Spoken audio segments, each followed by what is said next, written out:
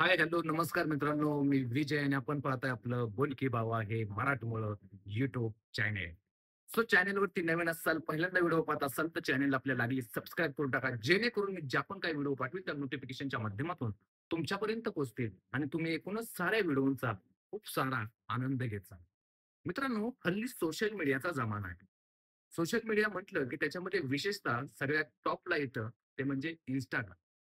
Instagram हे असं application आहे मित्रांनो, जिथं तुम्हाला फेम, पैसा आणि सगळ्याच गोष्टी एकत्र मिळतात.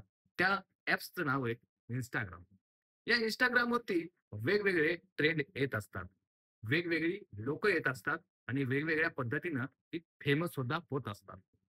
असं सोशल मीडिया ॲप्स आहे मित्रांनो, जिथं तुम्ही फेमस झाला, तर तुम्हाला त्याच्यानंतर तुमच्या फॉलोअर्समध्ये वाढ होते आणि एकूणच तुमचं जीवन घडण, पुढची जडण-घडण त्या ठिकाणी व्यवस्थित होताना दिसते.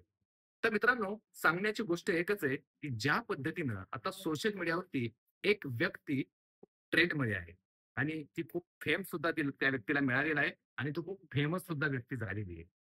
टायटल थंबनेलवरून तुम्हाला समजलेलं आहे, की मी कोणाविषयी बोलतोय. हो मित्रांनो, ती व्यक्ती म्हणजे तुमच्या आमच्या सगळ्यांच्या तोंडावरती त्यांचं नाव आहे सध्या तरी, ते म्हणजे सुका पटेल. एका YouTube चॅनेलनं त्यांची एका एका पत्र एका YouTube चॅनेलनं त्यांची मुलाखत घेतली त्यांच्या मित्राची. त्या मित्रानं सांगताना सहजतेनं बोलता-बोलता अनेक गोष्टींचा उलगडा त्यांच्या शब्दांतून होत गेला. त्यांनी अनेक गोष्टी सांगितल्या. जुना काळ कसा होता, जुन्या काळातल्या लोकांची राहणीमान कसं होतं, खाणं कसं होतं, त्यांचं बाकीच्या गोष्टी कशा होत्या, हे सांगताना खूप काही मिश्किल गोष्टी सुद्धा ते बाबा सांगून गेले आणि त्यांनी सुका पाटील या नावाला ब्रँड बनवलं.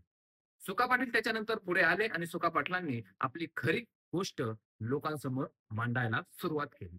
तर मित्रांनो, हे सुका पाटील कोण आहेत? सुका पाटलांचं कसं एकूणच सगळ्या गोष्टी होत्या, हेच आपण या व्हिडिओच्या माध्यमातून समजून घेणार आहोत. तर नमस्कार मित्रांनो, मी विजय आणि आपण पाहताय आपलं बोल की भावा हे मराठमोळं YouTube चॅनल.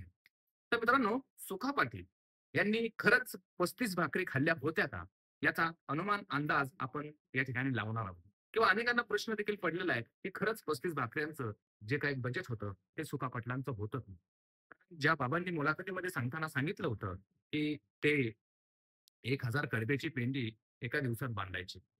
म्हणजे जे ज्वारीचा कडबा असतो, त्या कडब्याच्या ज्या पेंड्या बांधल्या जातात, त्याचं 1000 एका दिवसाला बांधलं.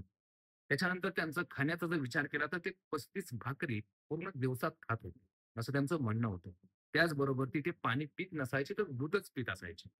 त्याच्यानंतर पुढे जाऊन ते असंही सांगतात, की दूध पीत असत आणि या सगळ्या गोष्टी करताना त्यांचं जे काही एकूण सगळ्या गोष्टी बाकीच्या सुद्धा गोष्टी होत्या, ज्या मी इथे बोलू शकत नाही. परंतु त्या सुद्धा तुम्ही ऐकल्या असतील आणि त्याच्यामुळेच खऱ्या अर्थानं या सुका पाटलांचा ट्रेंड या सगळीकडे व्हायरल झाला.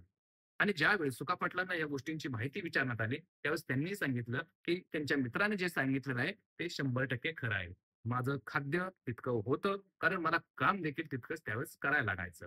आणि हे सगळं करत असताना सुका पाटलांनी पुढे जाऊन एक गोष्ट अनेक त्याच्यामध्ये नोंदवली, की ज्यावेळेस सुका पाटलांना म्हणजे ज्या व्यक्तीनं डोळ्यावरती त्यांच्या इथं अशी कोणीतरी म्हटले कुऱ्हाड मारली होती आणि इथून असा डोळा त्यांचा, एक डोळा इकडं, अर्धा डोळा इकडं आणि अर्धा डोळा, जो वार सहन केला होता, डोळ्यासारख्या नाजूक अवयवावरती जो काही वार झाला होता, तो सहन करणारा माणूस कसा असू शकतो, याचं तुम्हाला जातीमंत आणि मूर्तिमंत उदाहरण म्हणजे सुका पाटलांच्या रूपानं पुढं पाहायला मिळतं. त्याच्यानंतर पुढे जाऊन त्यांनी सांगितलं, की त्या काळामध्ये खाल्लं जात होतं, केलं जात होतं, ते तसं पौष्टिक सुद्धा होतं.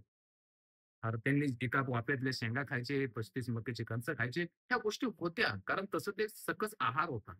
आज त्यांची 90च्या पुढं त्यांचं आयुष्य आहे आणि कदाचित ते 100 ओलांडून गेले असतील. कारण त्यावेळेस त्यांच्या काही या जन्मतारखेचा काही विषय नव्हता.